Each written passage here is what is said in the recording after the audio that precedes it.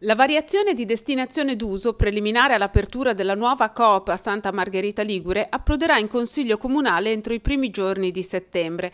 Intanto la Commissione consigliare competente valuterà i primi dati relativi al traffico veicolare in zona San Siro raccolti dall'amministrazione comunale. Sicuramente ci sarà un aumento perché un insediamento di media struttura potrà comportare un maggior traffico per l'accesso alla struttura medesima da parte degli utenti, da parte dei camion che forniscono materiali.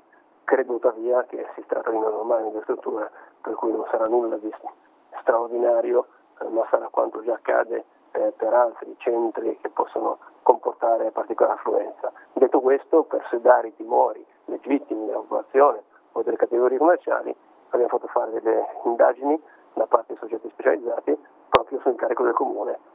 Ieri sono stati consegnati qualche giorno fa e verranno vagliati da una commissione territorio che ci sarà a giorni. Uno dei punti contestati rispetto alla convenzione con Thalea, la società che aprirà il nuovo supermercato fra via Gibilarco e via del Pino Teramo, è l'assenza di una clausola fideiussoria che di fatto vincoli il privato ad assumere effettivamente persone residenti a Santa Margherita per i primi 10 anni di apertura del nuovo punto vendita. Questi sono temi che è meglio che trattino i consigli comunali piuttosto che non i commercianti. La licenza viene concessa sulla base di una convenzione. La convenzione prevede espressamente delle limitazioni e, essendo una licenza concessa sulla base di questa convenzione, se la licenza viene esercitata in maniera non conforme alla stessa, decade.